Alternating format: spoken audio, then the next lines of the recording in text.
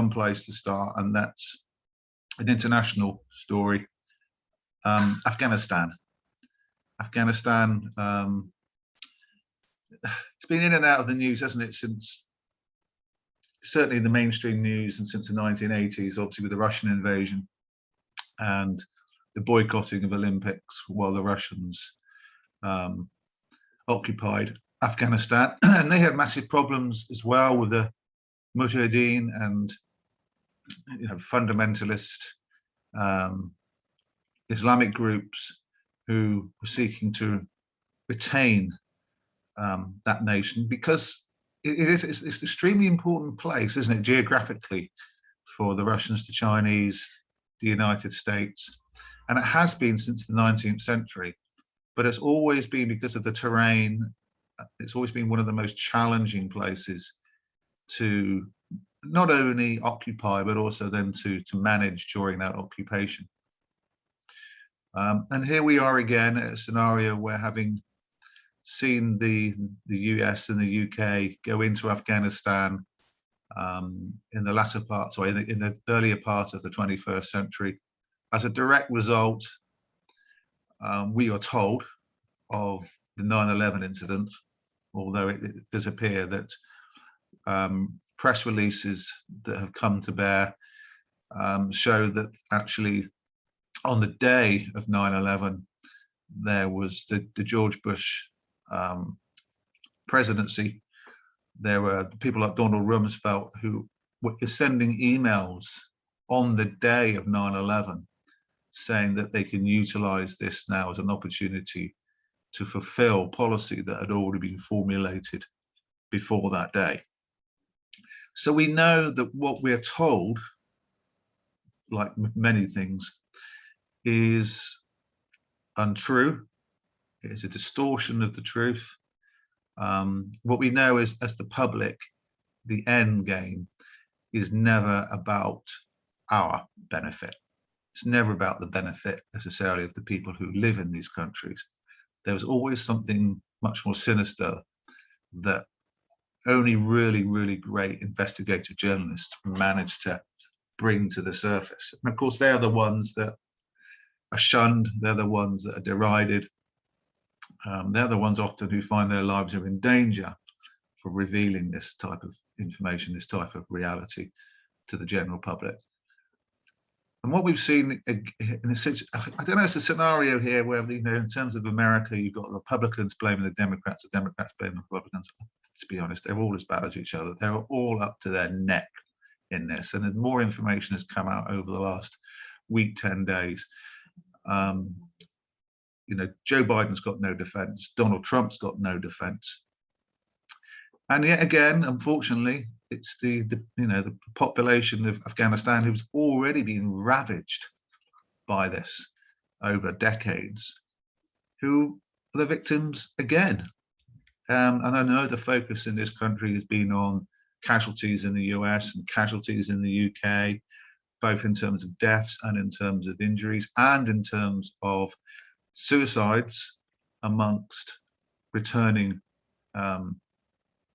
soldiers who have just found it really, really difficult to adjust back into society and have left, I suppose, the relative comfort, if you like, of the service. All of those people, all of those families.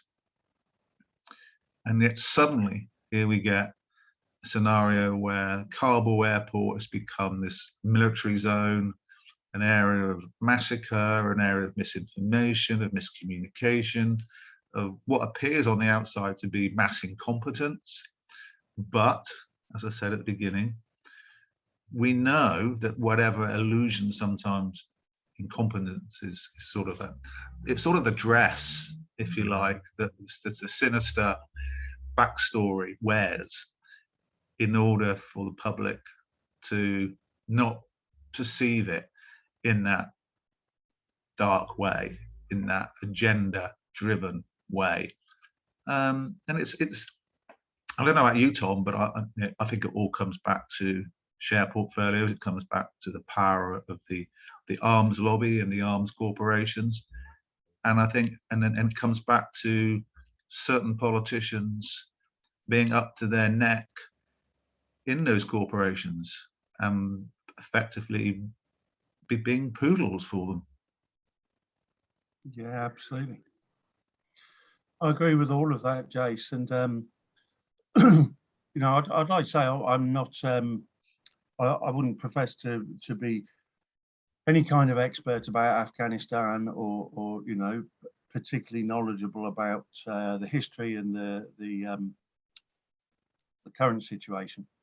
But I do. I agree with everything you just said, and I think you know that viewers need to you know, should be reminded or remind themselves that there was you know, it was the US that originally supported and armed the Mujahideen, you know, when the Russians invaded.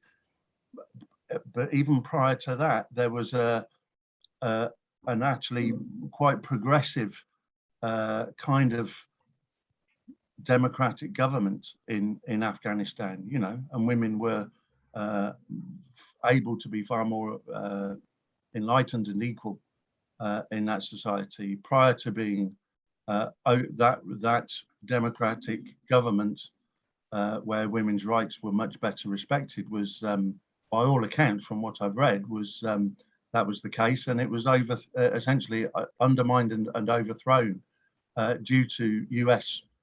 The US were instigated that. Then armed the Mujahideen in the first place, gave rise then to the Taliban. And of course, you know, we mustn't forget the US has been an invading army. So, you know, whilst it may seem to most Westerners, most people in this country and America, that what America and Britain were doing there was right and justified, for the vast majority of people in Afghanistan, simply not. And you know, that they're an invading force that any population of any country would not want to have an invading force. So it's no real surprise that, you know, as soon as the troops are pulled out, it's no surprise that the Afghan army fairly quickly capitulated to the Taliban, because the vast majority of them would have wanted, you know, would have seen America as an invading army, who of course have killed vast numbers of Afghan civilians, estimated over 250,000. 250,000 innocent civilians have been killed by our bombs. And of course, you know, it's all part of the disinformation, the military and defense disinformation and propaganda, is that, you know, civilian casualties are minimal, and that the bombs that are used are smart bombs, you know, that can fly from an aeroplane and go through someone's letterbox. They're that precise. But of course, the reality is that's simply not true. Yes, you know, there is smart technology that can, and guided missiles, but you know, that hasn't prevented there being catastrophic bombing events killing vast numbers of innocent civilians, and hospitals and schools and, you know, buses and children and so forth. So yeah, you know, the vast majority of Afghanistans will be happy to see the invading forces go. And we should also remind ourselves that, you know, this is our invasion of Afghanistan and Iraq was part of the war on terror, which came after 9/11, almost 20 years ago. And of course, we must remember that 15 of the 19 hijackers that flew the planes into the Twin Towers and the Pentagon were Saudi Arabian. Almost all of them were Saudi Arabian. And yet we've just continued to have very comfy terms with the Saudi Arabian government because they're very wealthy. They've got plenty of oil. They're a strategic ally in the region. And as Donald Trump said when he was president, I love the Saudis. They buy my condos for 40 million a go. So of course I love the Saudis. And of course we have massive defense contracts with the Saudi Arabians as well. So if you're unbelievably stinking rich and your people commit the 9/11 atrocity, then that gets ignored, and we carry on doing deals with you. If you're a very poor country that had very little to do with it, essentially, then we'll invade you. Sorry, Jace. No. It's also worth noting, though, that if you're incredibly ignorant and willfully ignorant, you will believe the corporate media and their version of events that's taking place, which is why it's so important that people don't believe those versions, that people go to alternative, much more credible sources than CNN, BBC, ITN, etc. Because I did an interview with Rod Driver last week, which you can find on the 10x10, sorry, the 6x10 channel, 10x6 channel, and the Dorset Eye channel. But ultimately, he gives a brilliant analysis of the situation in Afghanistan, the situation in Iraq, the situation in Syria, and a whole range of other places, in terms of the motivation, the real motivations behind the US and the UK, not the public one that they put out there through their buddies in the corporate media, but the actual motivations. And unsurprisingly, it's power and money that very much dominate. And when we use terms like, the war on terror, that's wrong, because the amount of terror that is inflicted upon indigenous populations within those countries is in itself terror. It's not a war on terror. It's a bringing of terror. But obviously, the PR gurus aren't going to go with reality, are they? They're going to go with what you can con the public with. So I think it's probably best to leave the real detailed history and analysis to people like Rod. And what I wanted to do is to come on and look at the situation right now. There's this superb article by Jonathan Cook, and he talks about the situation in Afghanistan at this moment. And if I can just read this bit, Tom, and then go down, and I'm going to play a short clip at the end. John Sopko, the Special Inspector General for Afghan Reconstruction, appointed by Congress in 2012, had long detailed the waste and corruption in Afghanistan and the dismal state of the Afghan forces. But these reports were ignored or quickly disappeared without trace, leaving the Pentagon free to peddle yet more lies. In the summer, as he issued yet another report, Sopko made scathing comments about claims that lessons would be learnt. Don't believe what you're told by the generals or the ambassadors or people in the administration saying, we're never going to do this again. That's exactly what we said about Vietnam. Lo and behold, we did Iraq and we did Afghanistan. We will do this again.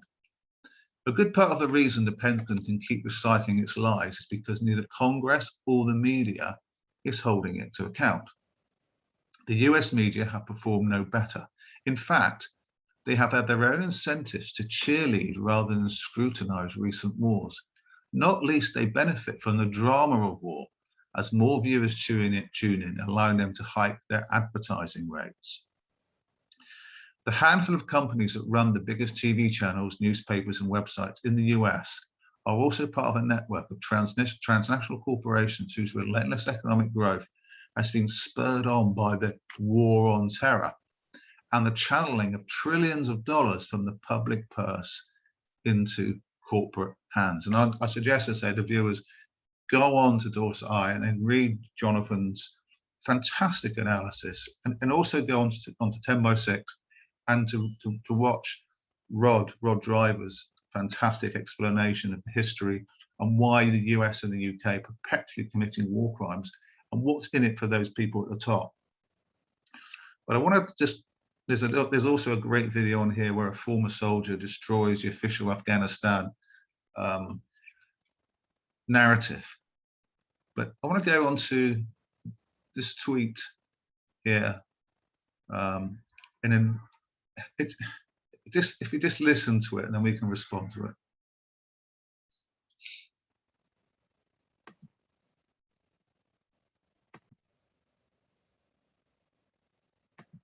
My job there was as a foreign military sales officer. So I was on the front lines of acquiring the equipment that the Americans provided and turned over to the Afghan army and the Afghan police. I'm going to read to you what is so painful for me and so many other Afghan veterans who served in that capacity and others who served as a part of the train, advise, and assist, equip effort in helping the Afghans. We now know that due to the negligence of this administration, the Taliban now has access to over $85 billion worth of American military equipment. That includes 75,000 vehicles, over 200 airplanes and helicopters, over 600,000 small arms and light weapons. The Taliban now has more Black Hawk helicopters than 85% of the countries in the world. But they don't just have weapons.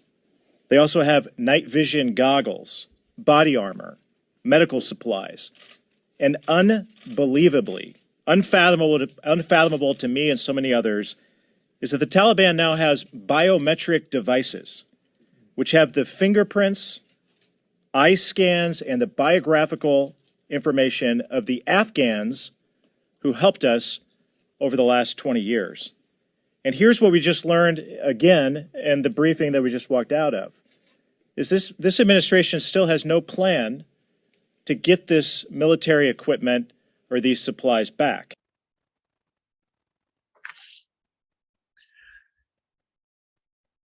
I mean, my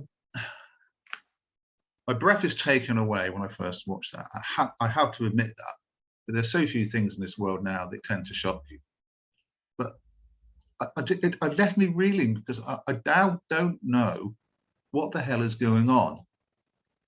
I mean, is the level of incompetence, Tom, at the top of the US administration so great that it's not almost a conscious threat to humankind. It's almost an unconscious threat as well to the planet, because they are such idiots.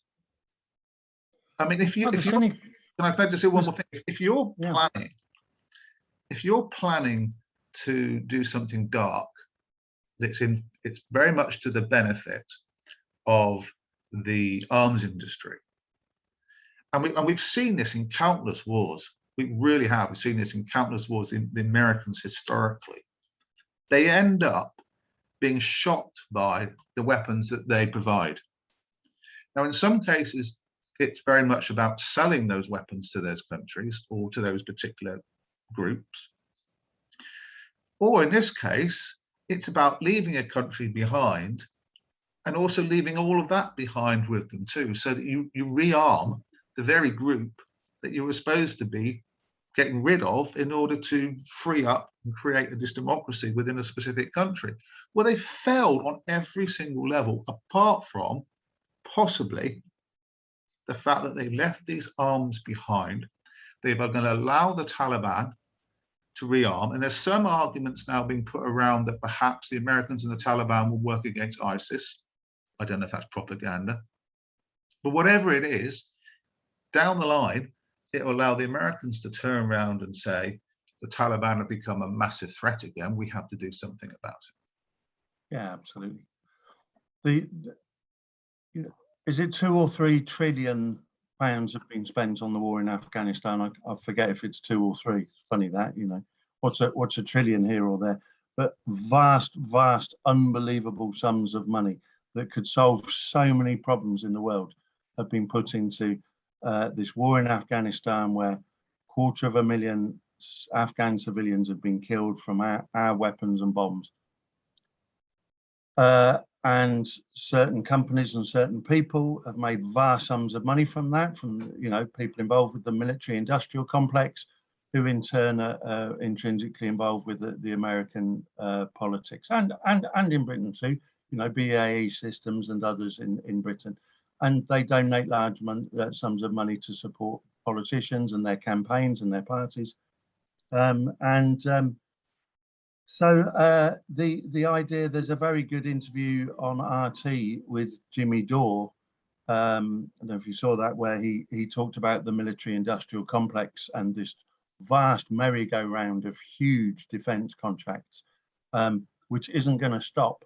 These people are used to making vast amounts of money from making weapons and selling weapons, and that's not going to stop because we pulled out of Afghanistan. They'll find somewhere else, or they'll go back to Afghanistan, or whatever. So, you know, there is certainly a good argument to say the vast majority of wars that have been waged, really since the Second World War, have been about resources, such as oil is the obvious one, but other resources too, and you know, the vast fortunes to be made by the production and sale of weapons, armaments, etc., tanks, you know, all sorts of things, protective gear. So huge industries are built up.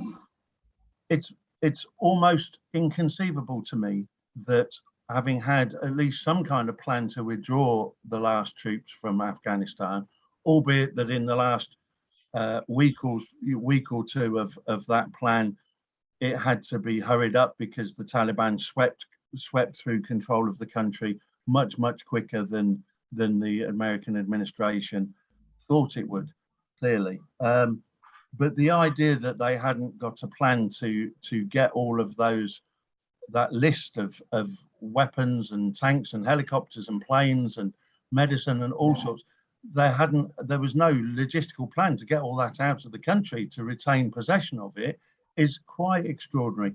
And you can only think that that is a deliberate plan to leave it behind. And the only reasons for that, I think, can I just finish by saying, the only reasons for that are so that it needs to be replenished. Oh, we've lost all this millions of pounds, you know, billions and billions and billions of pounds worth of kit. Of course, we'll have to replenish that. Here's more multi-billion pound contracts. So there's the replenishing of it. And then there's also, as you say, the notion that the Taliban will utilize some of that equipment, and it'll be an excuse for further war in the future. And neither Trump, Freudian slip, neither Biden or Johnson are due up for election until 2024.